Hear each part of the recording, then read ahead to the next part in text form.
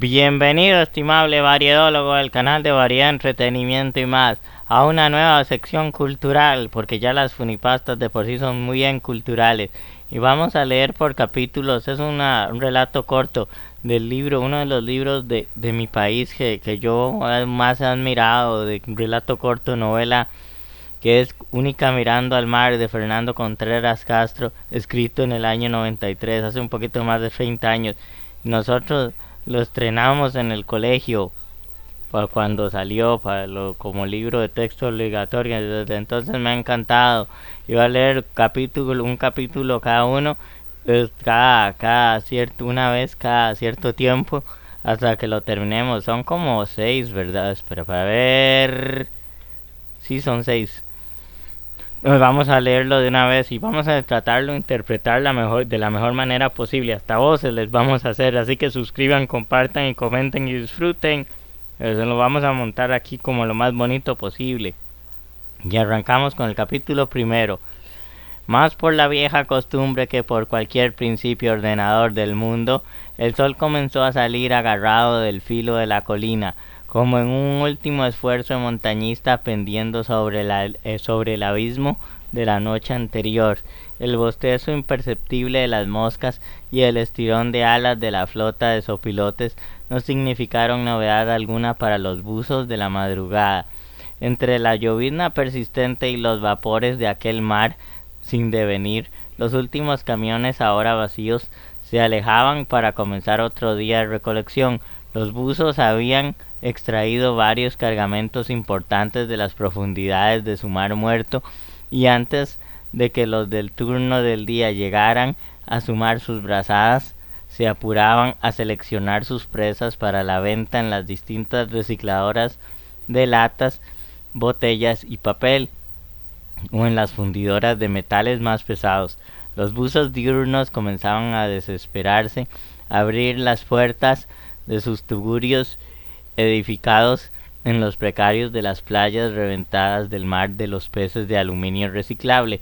Los que vivían más lejos se preparaban para subir la cuesta de arcilla fosilizada que contenía desde hacía ya 20 años el paradero de la mala conciencia de la ciudad, como fue al principio y lo sería hasta el apocalíptico instante de su cierre. A eso de las 6 de la mañana, los lepidópteros gigantes esperaban a sus operarios para comenzar a amontonar las 800 toneladas de basura que la ciudad desechaba diariamente.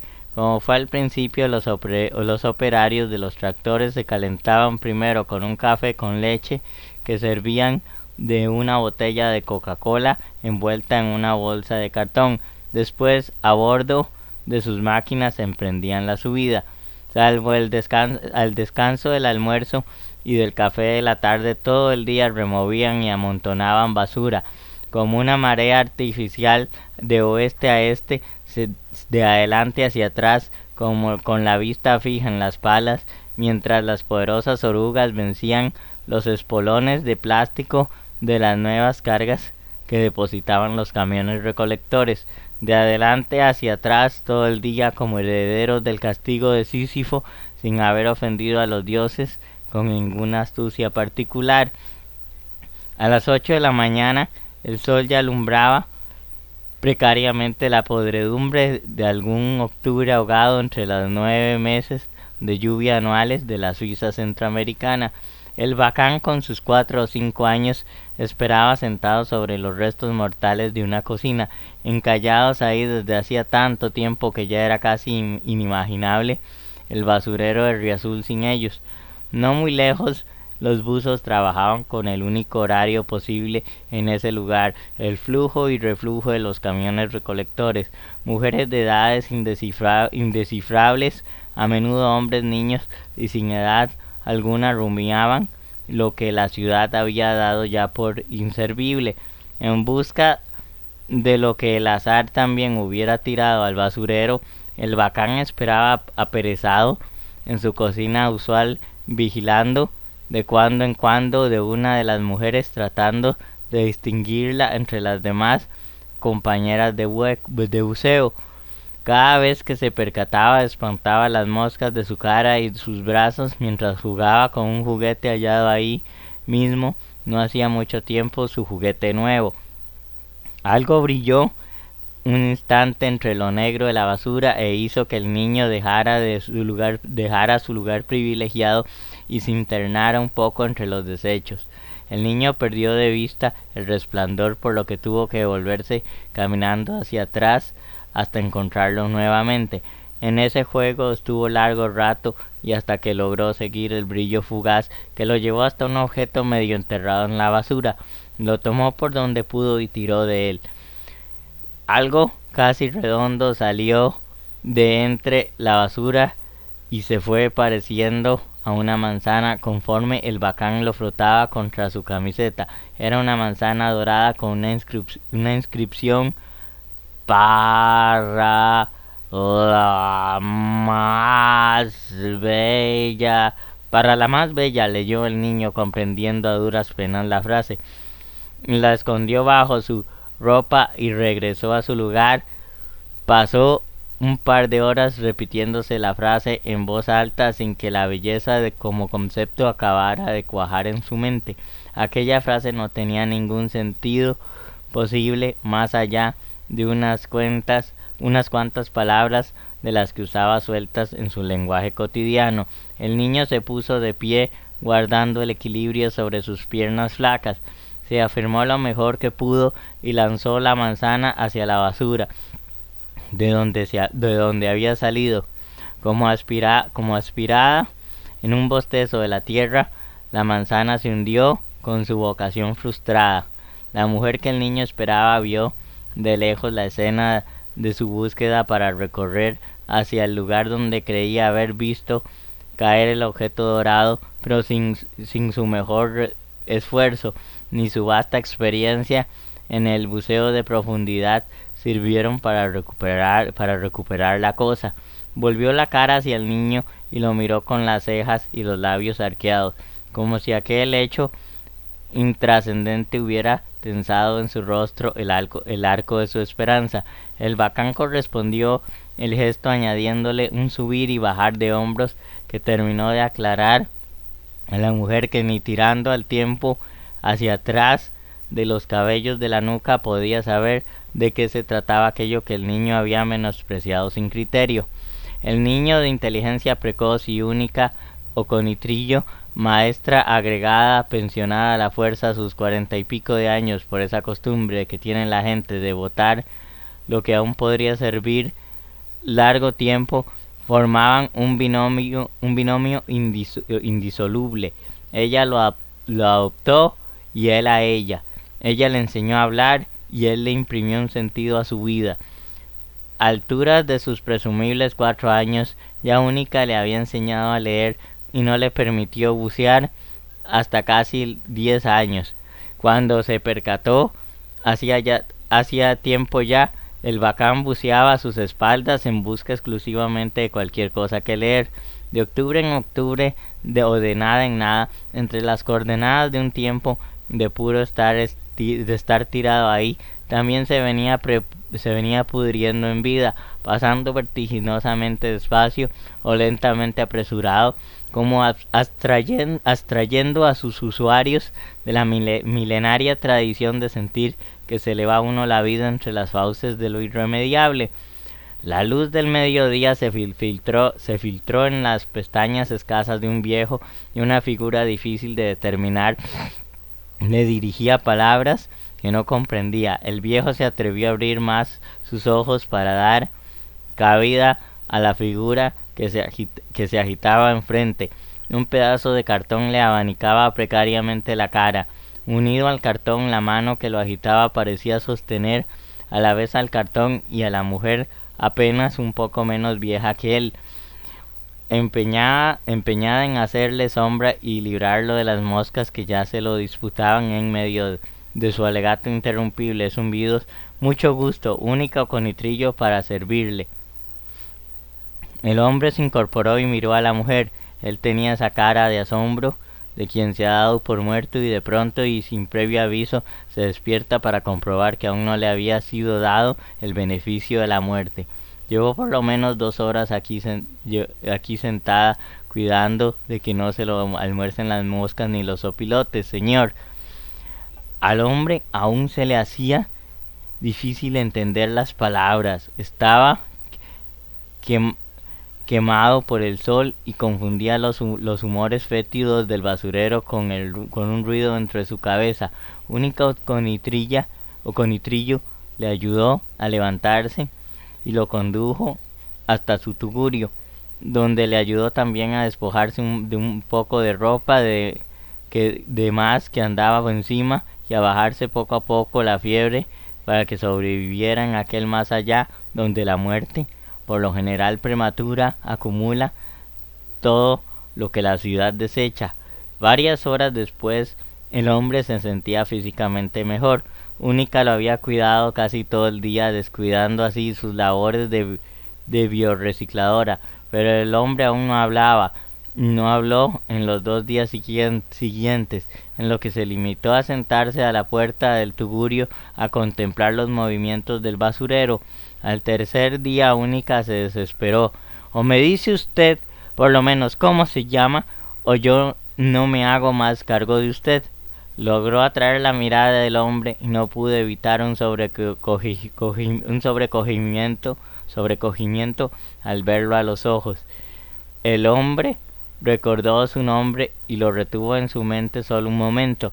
Ese nombre ahora era el nombre de otro. Sobre él había perdido ese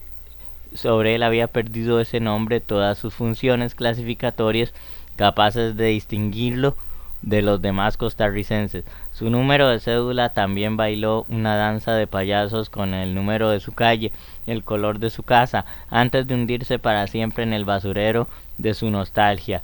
El hombre ya no tenía nombre y la mujer le estaba exigiendo uno. A cambio de tantas atenciones brindadas por la mujer buzo, el viejo trabajó duramente unos momentos en la fabricación de un nombre nuevo que se ajustara a lo que estaba comenzando a hacer. De lo más oscuro de su mente y en analogía evidente con el basurero, el hombre elaboró un nombre extraño y grotesco para alguien que en otro tiempo se había reconocido en su rúbrica y a sus apellidos, había reconocido por lo menos durante 66 años su ascendencia familiar, pero que a Única Conitrillo, por el contrario, no pareció irritar en lo más mínimo. El viejo se incorporó y respiró el omnipresente aliento fétido del basurero y dijo: «Señora, me puede usted llamar Momboñombo Monagallo. Y si le intriga saber qué diablos estaba haciendo yo ahí tirado el jueves pasado, también se lo voy a decir. Señora, yo estaba ahí tirado entre la basura porque el jueves pasado, a eso de las 7 de la mañana, a la hora que pasa el camión recolector, tomé la determinación de botarme a la basura. Me levanté de madrugada y acomodé todo en su lugar.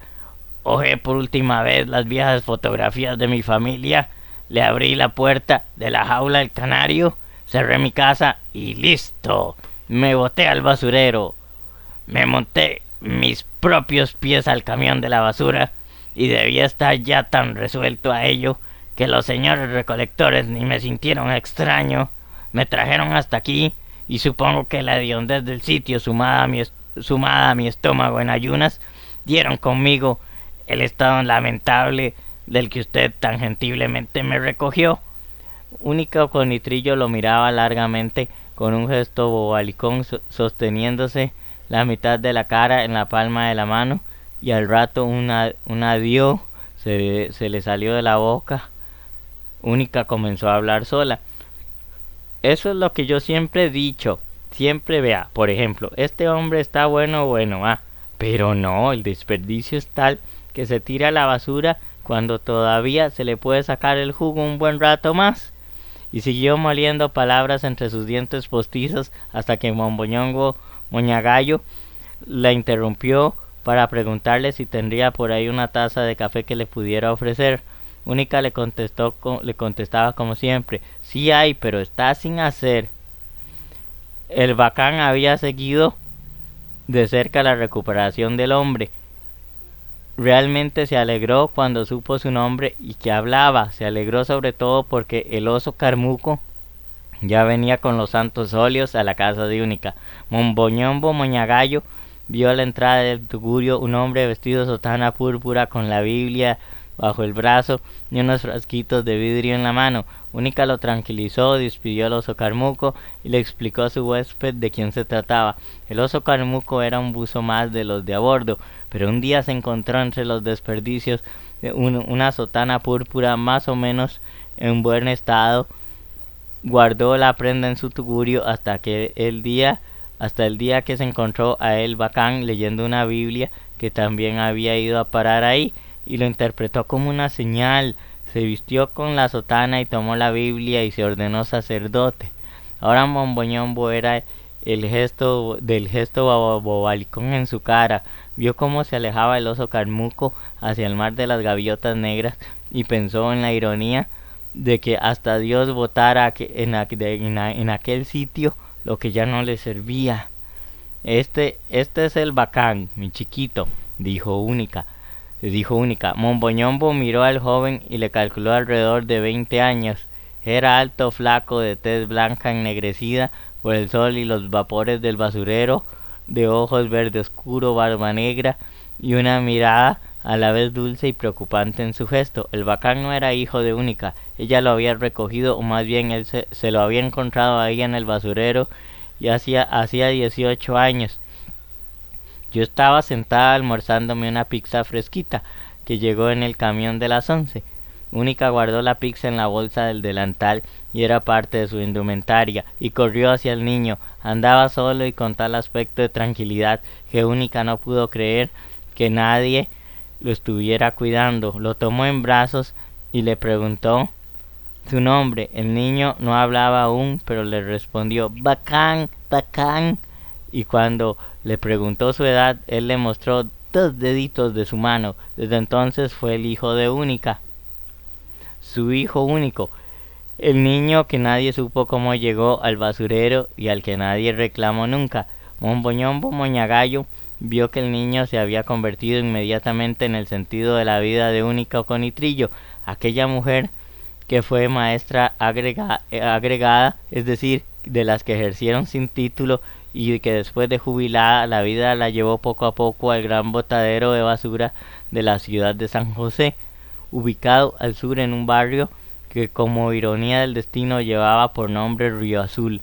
Si alguna vez hubo un río en ese lugar y si fue azul, de ello solo quedaba el mar muerto de mareas provocadas por los 2 tractores que acomodaban de sol a sol las 800 toneladas diarias de basura que desecha la ciudad. Desde lejos, no tan lejos, se veía la colina que contenía en sus entrañas desgarradas a cielo abierto el basurero. Al pie de la colina de tierra arcillosa el acceso al basurero estaba restringido por una malla metálica que lo separaba de las vecindades rioazuleñas. La escuela del pueblo colindaba también con la malla que no la protegía del hedor fétido del botadero, el cual era una atmósfera pegajosa que respiraba el pueblo entero y que respiraría para siempre aún después de clausurado el basurero, porque la sopa de los caldos añejos de toneladas de basura, aplastando toneladas de basura, venía derramándose por el subsuelo desde el día de su inauguración, igual que una marea negra desbordada entre las grietas del cuerpo ulcerado de la tierra. Hacia la noche algunos buzos se recogían en el ranchito de Única a comer.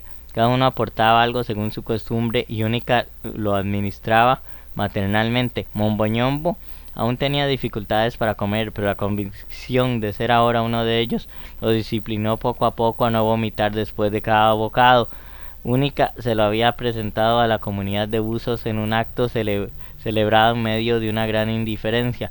Algunos los saludaban desde entonces sin alzar la mirada, más preocupados por sus raciones que por el recién llegado. Unos buzos preferían comer con la mano, los demás comían con cubiertos, que Única les repartía al inicio de la cena y recogía al final. Aquí llega de todo, Momboñombo. Yo sola he ido recogiendo las cucharas, los tenedores, los cuchillos, los platos, todo. El Bacán interrumpió a Única con uno de sus acostumbradísimos discursos: la mesa se pone cuando se pone el sol, y nosotros ponemos en la mesa lo que la gente dispone de sus casas. ¿Verdad que se dice así, don Momboñombo? Porque yo he leído que se dice de poner, pero yo creo que está mal, porque se debe decir disponer. Uno pone algo y lo dispone cuando lo quita. Entonces los que traen camiones aquí al basurero es lo que la gente dispone de sus casas, pero si se dice depone, entonces sí se puede decir que nosotros ponemos en la mesa lo que la gente depone de sus casas. Momboñombo Moñagallo escuchaba al niño en silencio, solo asistiendo con un gesto. Eso era lo que hasta entonces le había parecido extraño en él. El bacán era aniñado, pero en él lo hacía parecer un niño. Sus zapatos de goma, uno anaranjado en un pie y otro azul en el otro, los movimientos de sus manos, su mirada tierna. El bacán era un niño. Única le había enseñado a leer aprovechando su precocidad. A sus 4 años ya leía y se le desató una pasión por la lectura que muy pronto se volvió incontrolable. El único problema fue que pronto Única no pudo explicarle el significado de los cientos de palabras que aprendía leyendo todo lo que cayera en sus manos. Desde los periódicos que la gente desecha apenas las noticias han alcanzado el nivel de putrefacción de sus editoriales, hasta las revistas pomo pasadas de moda, los manuales de los electrodomésticos, los libros viejos, en fin, todo lo legible que cayera al basurero. El léxico del bacán estaba lleno de palabras tan incomprensibles para los buzos como para él mismo, aunque él hiciera un manejo tal de ellas que parecía comprenderlas hasta sus profundidades etimológicas. En realidad no tenía ni la más remota idea de lo que significaban, pero eso no lo sabían los buzos, quienes lo tenían por algo así como un raro iluminado al que escuchaban con toda la poca atención de su haber. Única había guardado siempre el secreto. Ella supo desde un principio que su niño tenía algo que no lo dejaba madurar. Por eso, lejos de desvelarla, parecía agradarle. Después de todo, no era un niño problema para ella tener siempre a su lado a un niño de 5 o 6 años, con breves atisbos de adolescente que se manifestaban de vez en cuando. Después de la comida, los buzos se retiraban a sus tugurios. Las noches del basurero, las que no eran abruptamente interrumpidas por la llegada de camiones recolectores en las temporadas altas de la basura, eran noches silenciosas y oscuras.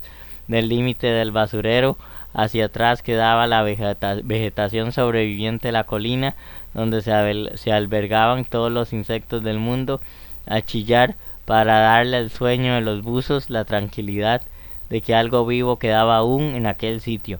Momboñombo Moñagallo, después de las 3 semanas de vivir en el botadero, aún tenía serias dificultades para dormir. El asma inseparable de los buzos lo había afectado. Los 3 dormían en 2 camas improvisadas, donde Única con Nitrillo a veces parecía reventarse de la tos y el bacán murmuraba enredos prelingüísticos de bebé. Él optó por dormir sentado para poder respirar, porque lo que jamás haría en una tregua era aquel olor que despedía la indigestión eterna de la tierra atragantada de basura. Momboñombo Moñagallo era nuevo en medio de todo aquello, por eso aún podía sentir el olor, pero sentía también como minuto tras minuto el aliento caliente de la boca del basurero le iba quemando sus cualidades olfativas. Cada día era más incapaz de discernir entre los miles de olores que constituyen el olor de la descomposición. Él estaba dispuesto a superar lo que le quedaba de urbanidad para adaptarse a una vida que por lo demás tampoco había elegido. Su idea de botarse a la basura no estaba dirigida a convertir su vida en la de un buzo. Solo había sido una manera aparatosa de suicidarse. Sin embargo, la familiaridad en los cuidados de Única y la ternura con que el bacán lo trataba lo convencían poco a poco de que, a pesar de todo, aún era posible imprimirle un nuevo sentido a su vida. El identicidio había resultado mejor que el suicidio. Había matado su identidad. Se había deshecho de su nombre, de la casa donde vivió solo años, de su cédula de identidad, de sus recuerdos, de todo, porque el día que se botó a la basura fue el último día que sus presentaciones le permitieron simular una vida de ciudadano. No cultivó ninguna profesión y no aprendió un oficio. Siempre fue guardia de construcciones y un tiempo lo fue en una finca cerca del mar, hasta que alrededor de sus 40 años consiguió que la Biblioteca General lo contratara a sus servicios de guachimán el vigilante.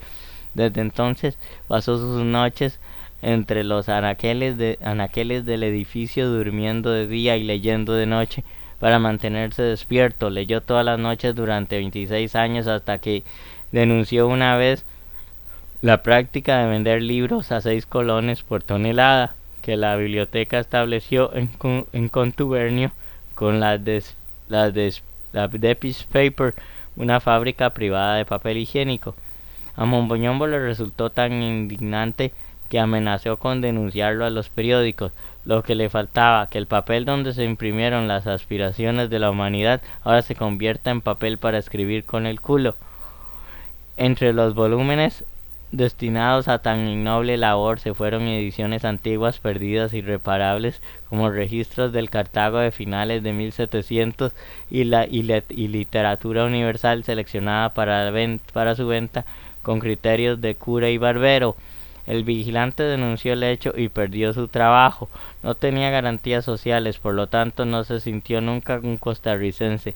No lo esperaba una pensión y las prestaciones solo le alcanzaron para un par de meses. Después envejeció, o más bien se dio cuenta de que ya estaba lo suficientemente envejecido como para comenzar de nuevo.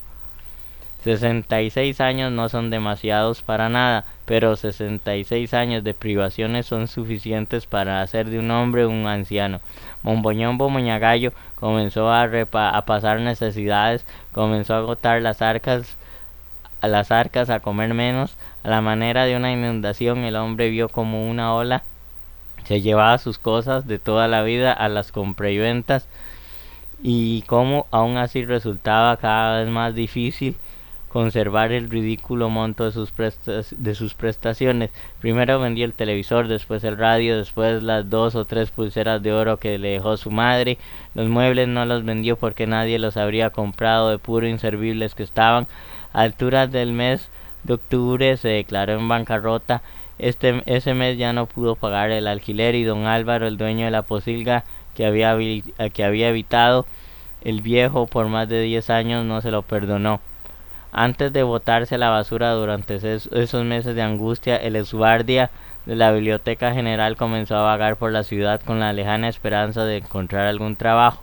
Para ese entonces ya había leído tanto que hasta se le ocurrió presentarse al reclutamiento del ejército de maestros del Ministerio de Educación, pero apenas dijo que había sido guardia toda su vida, provocó un ataque de furia entre los empleados, quienes lo tomaron por una analfabeta y lo echaron a la calle. Si yo habría sido guardia de construcciones toda la vida. Sí, yo habré sido guardia de construcciones toda la vida y guardia de la biblioteca. Pero lo que yo he leído, jovencitos, no lo leerían ustedes, así los volvieran a parir 5 veces. Ese desmerecimiento lo terminó de derrumbar. Cuando llegó a su casa, el cerdo de don Álvaro lo estaba esperando en su automóvil verde oliva sin placas. El dueño comenzó a cobrar su tan merecido dinero, pero Monboñombo, que aún no sabía que llegaría a llamarse así, simplemente ni lo alzó a ver. Venía con el periódico bajo el brazo y en la mano una pequeña bolsa de alpiste para el canario, la última ración. Octubre de 1992, año del 5º centenario de la invasión de América, marcó el cierre de lo que Monboñombo Moñagallo había hecho por su vida. No planificó botarse a la basura, eso lo decidió más bien después de agotar todas las posibilidades de supervivencia de este mundo, cuando se dejó convencer de que ya no servía para nada. En el basurero regía otro tiempo. Los horarios estaban determinados por la influencia de los camiones recolectores, que al igual podían llegar a las 6 de la mañana, como a medianoche o en la madrugada, de acuerdo con la oferta de basura de las calles de la ciudad, pero sustraerse del tiempo aún resultaba difícil para Monboñombo, que estaba acostumbrado a dormir de día y a vigilar de noche, y tuvo que plantearse seriamente su incorporación a las fuerzas vivas de la comunidad de los buzos, como mecanismo de supervivencia. Lo primero que hizo fue desentrañar sus intestinos, porque no podía comenzar la cuarta semana en el basurero sin haberse ocupado un poco de lo que lograba comer. Se sentó de darle su cuerpo a la orden de resignarse a cagar cuclillas en algún sitio más o menos discreto del basurero. Una cagada de antología. Se apresuró a buscar nido. Con los pantalones por los tobillos y recostado en un montículo de basura, Monboñombo Moñagallo sintió el alivio como pocos en su vida. Claro, no del todo discreto ni privado, pero porque por más que buscó un lugar distante, tantos buzos pasaban por ahí y lo saludaban con el gesto de aprobación del puño cerrado y el pulgar levantado, que más bien parecía aquello un comité de apoyo. El viejo optó por tomar la cosa a la ligera y terminó su labor en paz, saludando también. Usó un papel higiénico reciclado. De vuelta en casa se ofreció a salir en busca de agua para preparar el almuerzo, porque como decía única, si había pero estaba sin hacer. Para ese efecto los buzos de la comunidad compartían una pichinga con capacidad para varios litros, y cada vez que hacía falta uno de ellos iba en busca de agua, tarea cada día más difícil por la poca simpatía de que gozaban los buzos entre las comunidades vecinas. Pero a nadie le falta Dios, decía el oso Carmuco, cuanto volvía triunfante con la pichinga llena, y ese fue el consejo que le dio a Monboñombo cuando supo que él iría ese día por el precioso líquido. 3 semanas de barba y la piel pegajosa, ennegrecida del contacto con la basura, el cabello impenetrable de polvo y una ausencia absoluta de desodorante y colonia, y cuanto artificio urbano para la negación del cuerpo humano, fueron suficientes para hacer la búsqueda de agua un martirio. En los ojos de las personas era fácil adivinar el aspecto que lucía, la repulsión que provocaba, y no habría conseguido agua de no haberlo tomado arbitrariamente en una estación de gasolina. La gente lo ve a uno con asco. Es horrible. Eso es porque no te has lavado los dientes desde que llegaste. Pero es que no me trae el cepillo de dientes. Eso no es excusa. Ahí está el cepillo de dientes de las visitas y vos sabes que puedes usarlo. Ese día después de almuerzo, Monboñombo Moñagallo se lavó los dientes por primera vez desde su llegada al basurero. Aunque fuera solo por la sugestión, se sintió mejor. Lavarse los dientes fue como un elemento más en su lento ritual de iniciación a la vida de los buzos, no por el hecho en sí de lavárselo, porque como ello daba un importante paso más hacia la superación de este acabadísimo producto cultural que es el asco, ese concepto tan variable entre los pueblos que se va unificando conforme se uniforman los modelos de urbanidad, y que acababa por ser tan exquisito como el más exquisito de los gustos depurados de un catador de vinos. El asco es un lujo, pensaba Monboñombo, mientras hurgaba con su lengua en las concavidades de sus muelas, porque no es cualquiera el que se da el lujo de sentir asco. Conforme aprieta el hambre afloja el asco. Así como hay pueblos que saborean algo como un manjar, hay otros que se vomitaban por lo mismo, y ahí vamos de asco en asco, cada uno se retrata a su manera. Demostrar la repugnancia, no falta quien se contenga en un gesto elegante con un giro del dorso de la mano sobre la boca y la nariz, así como más bien sobran los que tuercen los hocicos en una mueca grotesca, y los que pasan desapercibida la fuente de tan diversa muestra de cultura. Y no es gratuito tampoco que lo que la pesta en una refrigeradora le abra a un buzo el apetito. Por sus ascos los conoceréis, y calificarlos no sería difícil, porque van desde los que regurgitan desde temprano hasta los que le tienen asco al género humano. Momboñombo fue abruptamente arrancado de sus meditaciones por un alboroto en medio del basurero. Jerarquizar es humano. Hasta en pleno basurero regía la ley del más fuerte. Jerarquizar es humano. Hasta en pleno basurero regía la ley del más fuerte, y algunos subgrupos se atribuían el derecho a revolcar primero entre la basura recién llegada. Única pasó para adentro al bacán y le explicó a Momboñombo que se trataba de una riña territorial entre los buzos poco amistosos. ¿Cómo suene el infierno? No, ¿cómo suene si en el infierno no fuéramos a caber todos? Apuntó Momboñombo. El infierno es aquí, y ahí ves, no cabemos todos. El infierno aquí es aquí, Momboñombo, y yo de aquí voy derechito para el cielo, pero no vale la pena ponerse a pensar en eso. Más bien yo le doy gracias a Dios de que todavía tenemos donde vivir y algo para comer. Pero hay gente que ni eso. Los de las peleas por ver quién abre primero una bolsa son chispas del oficio, ya ves. A mí nadie me jode, porque yo trato bien a todo el mundo. Yo siempre ando viendo a ver qué le gusta a cada uno, y si me lo encuentro voy y se lo doy, aunque sea algo valioso. Y así, poco a poco la gente va entendiendo que no vale la pena vivir agarrados del moño por cualquier cochinadilla, que es mejor compartir. Única hablaba con una convicción absoluta de todas esas políticas de coexistencia pacífica, pero ignoraba que su figura maternal le ayudaba no poco a sobrevivir en medio del basurero del afecto, donde cada uno era de por sí una pieza más sin lugar en el mundo. Momboñombo aún prefería quedarse en casa en labores domésticas antes de ir a bucear. Se pasaba las horas tratando de idear un sistema de ventilación del tugurio, de modo que entrara el viento que venía al lado contrario del basurero, haciéndolo pasar por una suerte de embudo de cartones que instaló en el techo en medio de una barrera protectora de cartones también, cuya función consistía en repelar la ventisca caliente que mezclaba el hedor fétido de la basura con el humo del combustible de los tractores que acomodaban los desechos en montículos. El bacán se sentaba a verlo trabajar sin comprender muy bien para qué demonios el aprendiz de buzo se empeñaba en cambiarle el peinado al tugurio. En el techo de la casita había una antena de televisor que no cumplía ninguna función, pero que Única había puesto ahí para darle un toque de distinción. El viejo hizo ademán de arrancarla, pero el bacán protestó enérgicamente, alegando que a Única no le iba a gustar no ver ahí la antena a la vuelta del trabajo. La antena se quedó en su lugar.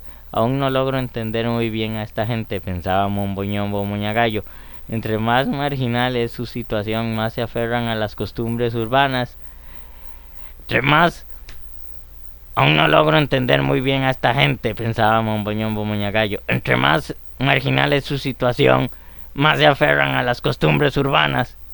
Y es que no puede ser de otra manera, porque lo contrario sería renunciar del todo a sentirse parte, aunque sea remota, de la sociedad. Yo lo intenté, esa fue mi primera intención, botarme a la basura. Lo que menos iba a imaginar era que existía un mundo de las profundidades aquí. Hay míseros de nosotros, hay infelices. ¿Qué sería de todos los miserables si renunciaran al deseo de parecerse a los dueños de un lugar en el mundo? Yo me quería morir, eso era todo. Pero maricón que es uno, en vez de tirarme un carro al tren o tomarme un veneno, se me ocurre tirarme a la basura. Claro, los buzos me encontraron y me convirtieron en era suerte de ser humano, reciclado las ganas de vivir, con su cariño para ellos, y por increíble que pueda parecer a la gente que ni se imagina que esto existe, y de pronto se entera para ellos que la vida también puede tener sentido, hallarle la comba al palo, como dice Única. En realidad lo que pasé es que yo estoy muy tiernito en esto todavía. Tampoco es culpa mía eso de echar de manos las comodidades de una casa donde de donde no huele a mierda extraña todo el tiempo, y a una cama suave, aunque de esas que traquean toda la noche, y a agua potable para bañarse todos los días o lavarse las manos. A veces me cuesta reconocerme en el espejito que Única tiene colgado en la pared. Me asomo y me asombro, tengo el pelo amelcochado y la piel costrosa, y cómo me cuesta comer, se me están poniendo amarillentas las partes blancas de los ojos. A veces pienso que qué pasaría si me enfermara y siento miedo, pero cuando siento miedo me doy cuenta de que estoy curando la enfermedad de las ganas de morirme que tenía. Aquí uno piensa que la falta de todo, que falta de todo, pero Única dice que hay de todo. Lo que pasa es que a uno no lo acostumbran, a uno lo acostumbran a hacer de cierta manera y después cuesta un mundo deshacerse de las mañas. A uno lo acostumbran a vivir necesitando cosas innecesarias y después se las quitan y uno no haya qué hacer. Cuando yo vivía allá arriba me daban mis lujitos de vez en cuando. Me tomaba mis traguitos, me compraba ropa nueva, compraba el periódico todos los días, hasta iba al cine y todo porque ganaba un sueldillo de guardia de biblioteca. Todo eso es bonito, no puede uno ser tan hipócrita. Yo tenía un canario de esos que no paran de cantar todo el día y nos queríamos. Y tanto que se dejaba agarrar y se me paraba en el dedo meñique. Y quién sabe qué se hizo el pobre desde aquel día que le abrí la jaula, porque ya no lo podía mantener. El viejo tenía una mirada fija en la lejana cúpula de la iglesia de Desamparados, la mano un poco en alto, con el dedo meñique erguido como sosteniendo un canario. Silbaba imitando su canto. Ya debes tener otro dueño, ¿verdad? Otro que te estará alimentando, ojalá. Porque vos no sabías cómo procurarte el alimento, vos solo eras un canario anaranjado como un sol en pijamas y te ganabas la vida cantando, haciéndome compañía. Pasabas el día entero conmigo hasta que te acostaba a eso de las 6:30 o 7 de la tarde. Vos te acostabas a dormir y yo salía para la biblioteca general, aunque yo dormía muchote de día, vos cantabas y ponías el fondo musical en mis sueños. Ahora debes estar en otro patio si tuviste suerte, pero es que, ¿qué iba a hacer con vos? Yo mismo no sabía qué iba a hacer conmigo, por eso me boté a la basura. Pero a vos no, jamás te iba a traer aquí conmigo, tu canción no es de este mundo. Aquí solo te marchitarías como todo, y no puedo pensar que en algún descuido irías a parar a la panza de una rata. Prefiero pensar que alguien te asiló en su casa y te disfruta. Pero no te vas a ir del todo, porque la memoria de alguna manera también es una jaula, solo que sin barrotes, aunque a veces los recuerdos están más atrapados ahí que si estuvieran en máxima seguridad. Pues por ejemplo, todavía si cierro los ojos y me concentro, te puedo oír, espero que siempre pueda, aunque sea de lejos, muy lejitos. Como las voces de uno sigue escuchando siempre, porque son las voces que uno quiso, es decir, quiere. Y listo, hemos terminado. Les dejamos aquí para que suscriban, compartan y comenten. Y nos vemos para el segundo capítulo. Y que lo disfruten y lo hayan disfrutado. Yo lo disfruté mucho. Y cada vez que he leído este libro lo sigo disfrutando. Así que chao, hasta pronto y nos vemos.